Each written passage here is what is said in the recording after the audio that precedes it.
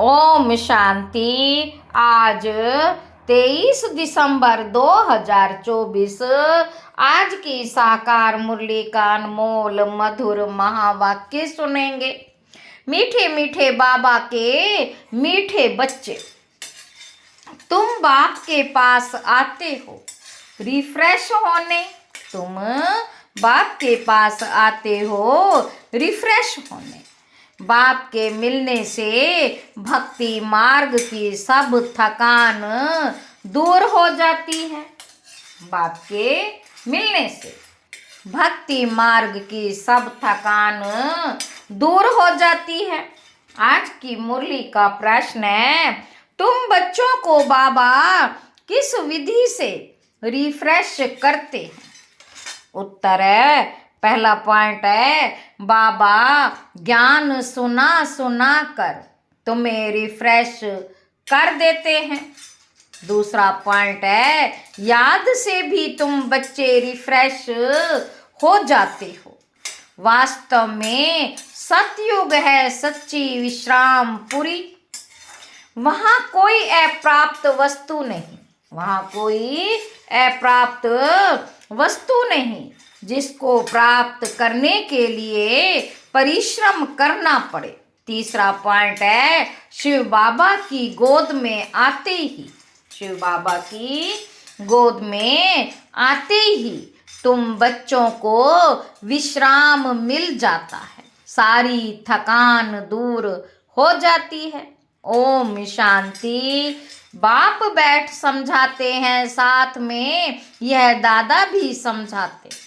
बाप बैठ समझाते हैं, साथ में ये दादा भी समझते हैं, क्योंकि बाप इन दादा द्वारा बैठ समझाते हैं। बाप इन दादा द्वारा बैठ समझाते हैं। जैसे तुम समझते हो वैसे ये दादा भी समझते हैं। दादा को भगवान नहीं कहा जाता, दादा को भगवान नहीं कहा जाता। यह है भगवानुवाच। बाप क्या समझाते हैं? बाबा पूछ रहे हैं कि बाप क्या समझाते हैं? देही अभिमानी भाव, क्योंकि अपने को आत्मा समझने बिगर परम पिता परमात्मा को याद कर ना सके। अपने को आत्मा समझने बिगर परमात्मा को, परम पिता परमात्मा को याद कर ना सके। इस समय तो सभी आत्माएं पतित हैं। पतित को ही मनुष्य कहा जाता है, पतित को ही मनुष्य कहा जाता है। यह बात बहुत सहज समझने और समझाने की बातें हैं। मनुष्य ही पुकारते हैं, पतित को पावन बनाने वाले आओ। है पतित को पावन बनाने वाले आओ। देवी देवताएं ऐसे कभी नहीं कहेंगे। पतित पावन बाप पतितों के बुलावे पर आते हैं। पतित पावन बाप पतितों के बुलाने पर आते हैं। आत्माओं को पावन बनाकर फिर नई पावन दुनिया भी स्थापन करते हैं। आत्मा ही बाप को पुकारती है, शरीर तो नहीं पुकारेगा, आत्मा ही पुकारती है। पारलौकिक बाप जो सदा पावन है, उसे ही सब याद करते हैं। यह है पुरानी दुनिया, बाप नई पावन दुनिया बनाते हैं। कई तो ऐसे भी हैं जो कहते हैं हमको तो यहाँ ही अपार सुख है, धन माल बहुत है, धन माल बहुत है। वह समझते हैं हमारे लिए स्वर्ग यही है। वह तुम्हारी बातें कैसे मानेंगे? बाबा पूछ रहे हैं कि उनके लिए तो स्वर्ग यही है हमारे लिए, और वह तुम्हारी बातें कैसे मानेंगे? कलयुगी दुनिया को स्वर्ग समझना यह भी बेसमझी है। कितनी जड़ी भूत अवस्था हो गई है, तो भी मनुष्य कहते हम तो स्वर्ग में बैठे हैं। बच्चे नहीं समझाते हैं तो बाप कहेंगे ना, तुम क्या पत्थर बुद्धि हो। क्या कहते बाबा? क्या तुम पत्थर बुद्धि हो, दूसरे को नहीं समझा सकते हो? जब खुद पारस बुद्धि बने तब तो दूसरों को भी बनावे। पुरुषार्थ अच्छा करना चाहिए, इसमें लज्जा की बात ही नहीं।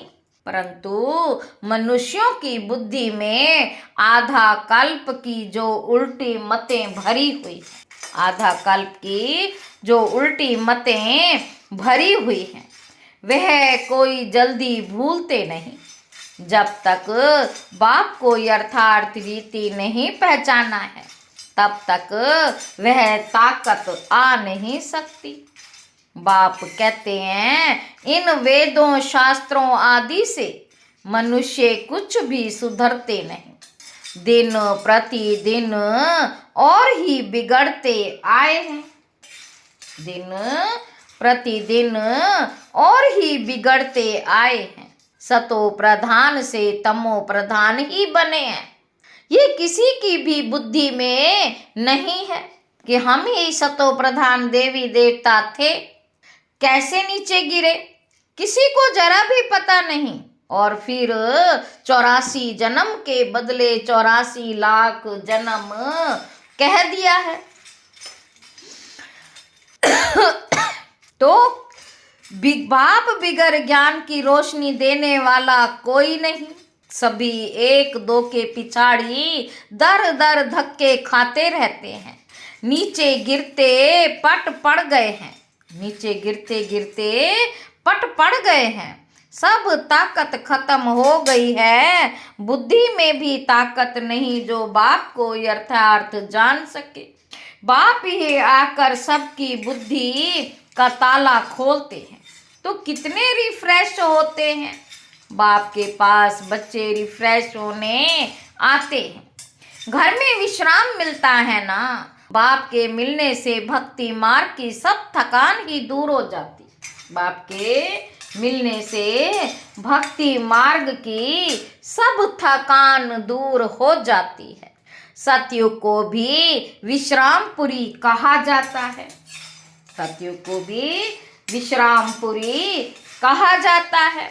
वहाँ तुम्हें कितना विश्राम मिलता है, कोई अप्राप्त वस्तु नहीं जिसके लिए परिश्रम करना पड़े, कोई अप्राप्त वस्तु नहीं जिसके लिए परिश्रम करना पड़े।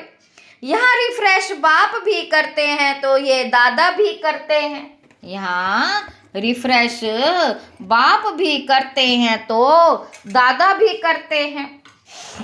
तो ये शिव बाबा की गोद में आते कितना विश्राम मिलता है, शिव बाबा की गोद में आते ही कितना विश्राम मिलता है। विश्राम माना ही शांत। मनुष्य भी थक कर विश्रामी हो जाते हैं, कोई कहाँ विश्राम के लिए जाते हैं ना, लेकिन उस विश्राम में रिफ्रेशमेंट नहीं। यहाँ तो बाप तुम्हें कितना ज्ञान सुनाकर रिफ्रेश करते, बाप की याद से ही तुम कितने रिफ्रेश होते हो। तमो प्रधान से सतो प्रधान भी बन जाते हो, तमो प्रधान से सतो प्रधान ही बन जाते हैं। बाबा कहते सतो प्रधान बनने के लिए यहाँ बाप के पास आते हो। बाप कहते मीठे मीठे बच्चों बाप को याद करो। बाप ने समझाया है कि सारे सृष्टि का चक्र कैसे फिरता है और कहाँ मिलता है। तुम बच्चों का फर्ज है सबको बाप का पैगाम देना। बाप कहते मुझे याद करो तो इस वर्षे के तुम मालिक बन जाओगे।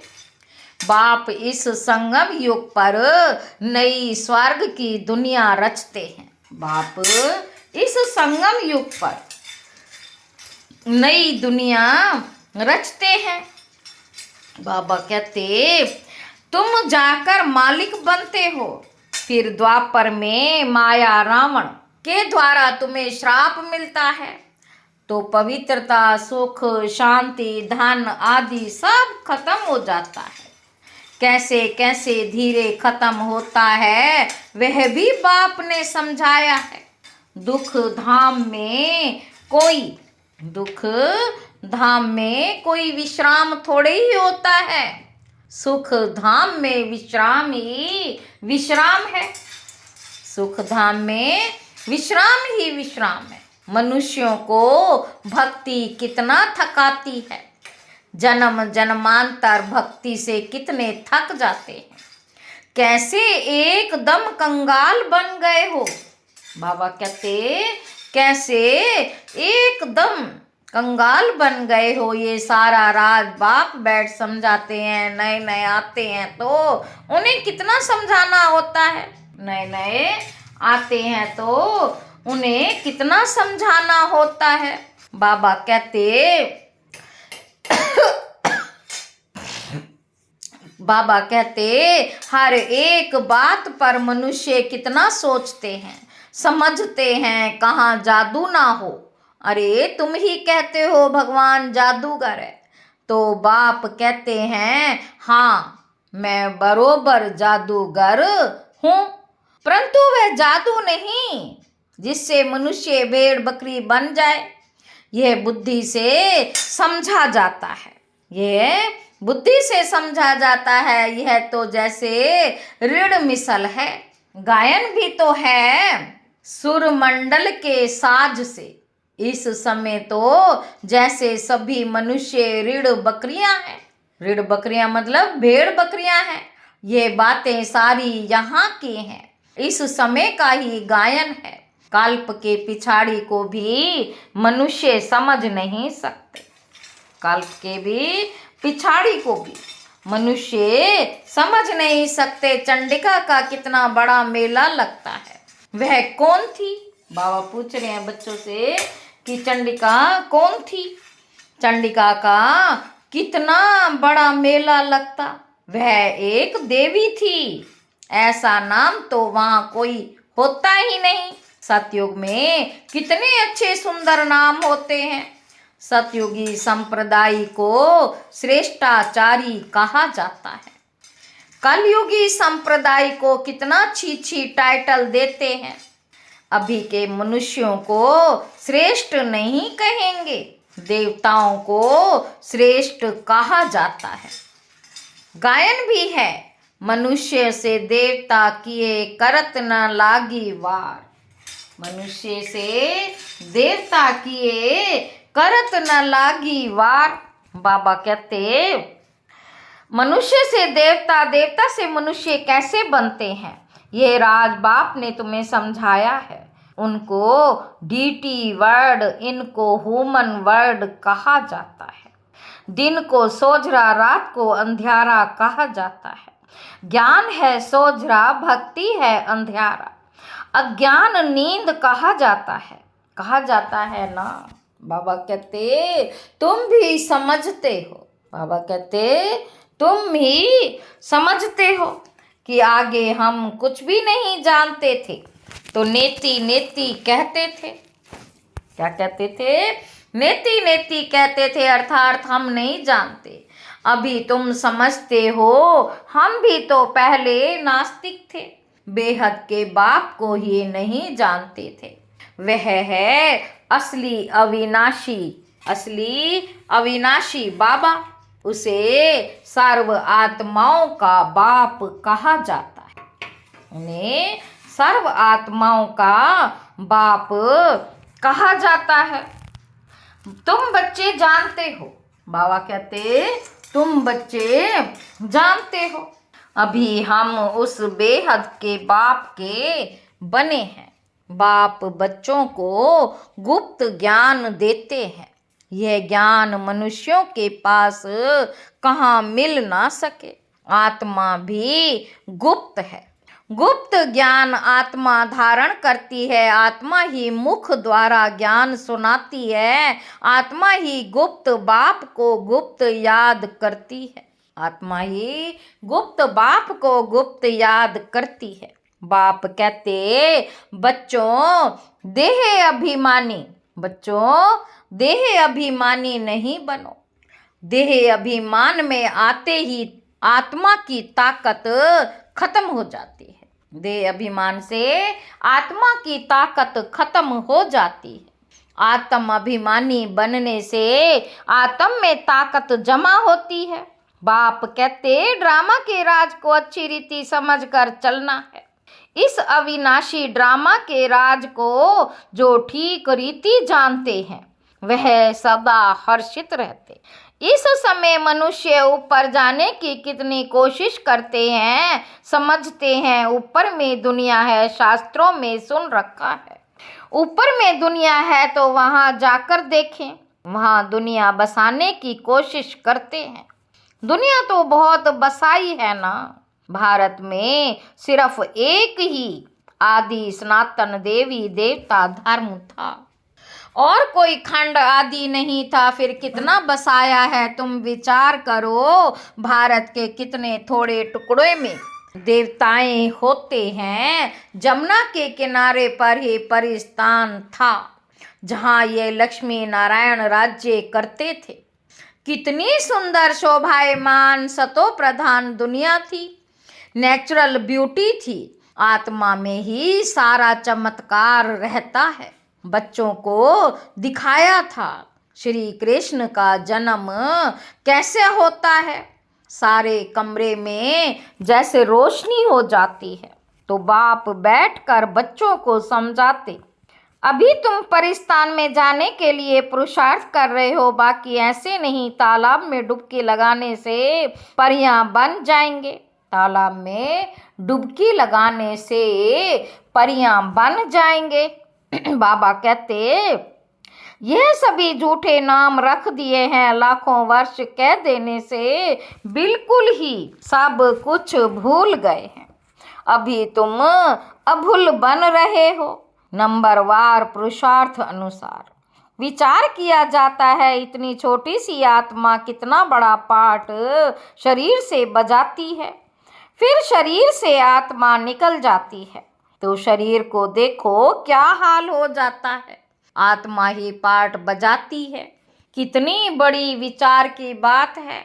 सारी दुनिया के एक्टर्स आत्माएं अपनी एक्ट अनुसार ही पाठ बजाते हैं। कुछ भी फर्क नहीं पड़ सकता। कुछ भी फर्क नहीं पड़ सकता।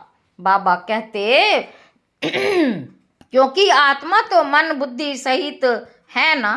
आत्मा तो मन बुद्धि के सहित है। बच्चों को मालूम है कि हमको स्कॉलरशिप लेनी है तो दिल अंदर खुशी होती है। यहाँ भी अंदर आने से ही एम ऑब्जेक्ट सामने देखते हैं तो खुशी तो जरूर होगी। अभी तुम जानते हो हम यह देवी देवता बनने के लिए यहाँ पढ़ते हैं। ऐसा कोई स्कूल नहीं जहाँ दूसरे जन्म की एम ऑब्जेक्ट को देख सके। तुम देखते हो कि हम लक्ष्मी नारायण जैसे बन रहे हैं। अभी हम संगम युग पर हैं जो भविष्य में इन जैसा लक्ष्मी नारायण बनने की पढ़ाई पढ़ रहे हैं। कितनी गुप्त पढ़ाई है। एम ऑब्जेक्ट को देख कितनी खुशी होनी चाहिए। खुशी का पारावार नहीं। स्कूल व पाठशाला हो तो ऐसी है। कितनी गुप्त परंतु जबरदस्त पाठशाला है। जितनी बड़ी पढ़ाई उतनी ही फैसिलिटीज रहती हैं। बाबा कहते परंतु यहाँ तुम पट पर बैठ पढ़ते हो। यहाँ तुम पट पर बैठ पढ़ते हो। आत्मा को पढ़ना होता है। फिर चाहे पट पर बैठे चाहे तख्त पर बैठे परंतु खुशी से खगियां मारते रहो कि इस पढ़ाई को पास करने बाद जाकर यह बनेंगे। अभी तुम बच्चों को बाप ने आकर अपना परिचय दिया है कि मैं इनमें कैसे प्रवेश कर तुम्हें पढ़ाता हूँ। बाप देवताओं को तो नहीं पढ़ाएंगे। देवताओं को यह ज्ञान कहाँ। मनुष्य तो मूंझते हैं क्या देवताओं में ज्ञान नहीं है। देवताएं ही इस ज्ञान से देवता बनते हैं। देवता बनने के बाद फिर ज्ञान की क्या दरकार है। लौकिक पढ़ाई से बैरिस्टर बन गया, कमाई में लग गया। लौकिक पढ़ाई से बैरिस्टर बन गया, कमाई में लग गया। फिर बैरिस्ट्री पढ़ेंगे क्या? अच्छा मीठे मीठे सिक्की लधे बच्चों प्रति माता पिता बाप दादा का याद प्यार और गुड मॉर्निंग। रूहानी बाप के रूहानी बच्चों को नमस्ते। हम रूहानी बच्चों की रूहानी बाप दादा को याद प्यार और गुड मॉर्निंग। नमस्ते बाबा, नमस्ते, शुक्रिया बाबा, शुक्रिया। धारणा के लिए मुख्य सार पहला पॉइंट है अविनाशी ड्रामा के राज को, अविनाशी ड्रामा के राज को यथार्थ समझ हर्षित रहना है। इस ड्रामा में हर एक एक्टर का पार्ट अपना अपना है जो हूबहू बजा रहे हैं। दूसरा पॉइंट है एम ऑब्जेक्ट को सामने रख, खुशी में खगियां मारनी है। बुद्धि में रहे हम इस पढ़ाई से ऐसा लक्ष्मी नारायण बनेंगे। वरदान है याद और सेवा के शक्तिशाली आधार पर, शक्तिशाली आधार पर द्वारा तीव्र गति से आगे बढ़ने वाले माया जीत भव। ब्राह्मण जीवन का आधार याद और सेवा है। यह दोनों आधार सदा शक्तिशाली हो तो तीव्र गति से आगे बढ़ते रहेंगे। अगर सेवा बहुत है, याद कमजोर है, वह याद बहुत अच्छी है, सेवा कमजोर है। अगर सेवा बहुत है, याद कमजोर है, वह याद बहुत अच्छी है, सेवा कमजोर है, तो भी तीव्र गति नहीं हो सकती। याद और सेवा दोनों ही तीव्र गति चाहिए। याद और निस्वार्थ सेवा साथ साथ हो तो माया जीत बनना सहज है। हर कर्म में कर्म की समाप्ति के पहले सदा विजय दिखाई देगी। स्लोगन है इस संसार को अलौकिक खेल और परिस्थितियों को अलौकिक खिलौने के समान समझकर चलो। अच्छा, ओम शांति।